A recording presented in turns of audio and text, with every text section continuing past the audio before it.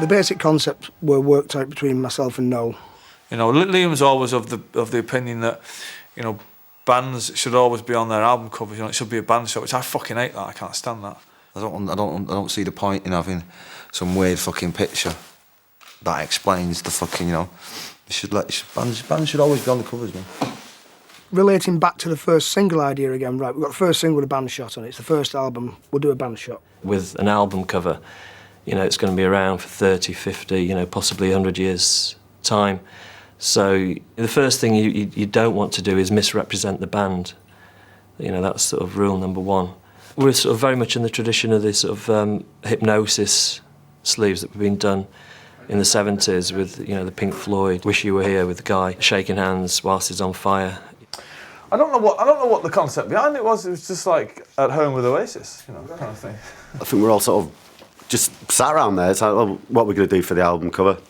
Don't know any ideas. Well, let's all meet around at Bonehead's house and sort of sit down, talk about it. You know, bounce off ideas, see what we come up with. But I don't know whose idea it was to shoot it in here. And I can't. Was it mine? Oh, fucking hell! Well, all the good ideas, mine. I do remember. Really remember Liam saying, "I've got a great idea for an album cover." And we were like, "Well, what is it? Come on, let's get these ideas going." And he just said, like, just a lump of butter. Knife and a pound of butter, wasn't it? I remember sat there drinking a can of Red Stripe thinking, "Fuck off, knife and a pound of fucking butter, my arse." I think that was the idea, that let's do a photograph that looks as though you're not doing a photograph. The positioning of the band members was remarkably posed, clinically posed, in fact, you know, based on 2 days' worth of me sitting in every conceivable position in that room. And then what we'd do is I'd take up a sheet of tracing paper and trace myself, and then trace myself somewhere else until we got this composition building up, which was based on sort of Renaissance paintings, basically, Italian and Belgian Renaissance paintings, whereby they're telling a story, and it looks completely coincidental, but you would have all these little inanimate, animate objects scattered around the place. I can remember seeing the room, and the biggest problem with Definitely Maybe was this expanse of stripped flooring. We spent 2 days doing test shots, one of which was me lying down on the floor, which Liam instantly sort of said, yeah, I want to do that. That's the catalyst to the whole shot, because it's quite strange.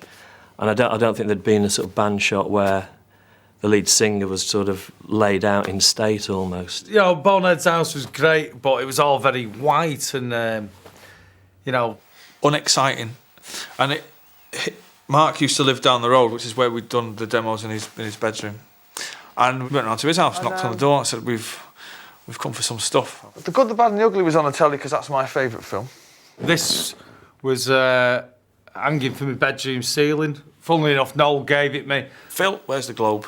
We had a spot on the living room wall which we used to call Heroes Corner. So, Bert Bacharach was up there with Herb Alpert.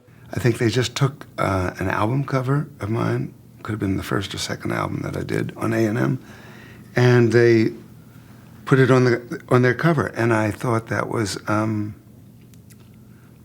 know, I didn't know what was going to happen with the band. They were just starting. It was their first album. But it was a great kind of homage, you know, new band. These kids weren't even born when I was writing these songs. Rodney Marsh was up there with George Best as well. Give one Man United thing in, because George Best transcends Man United, really. But the thing that makes me laugh about it all is the glass of wine on the front is actually a glass of Ribena. Because we couldn't afford a bottle of wine. We went to the shop up the road, we got 2 cartons of Ribena, drank one and put them in a fucking glass.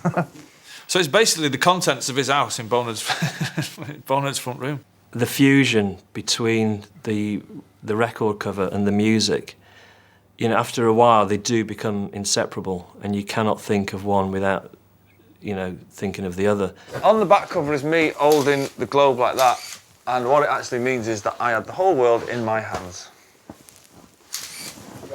I think that's what we said that afternoon. After we shot it, of course, we said that was the meaning to that. And of course, I did go on to rule the world for a while. But the highlight of it for me is just the final result, you know, that I still get a buzz when I see that sleeve, both the front and the back cover as well. I just think fantastic.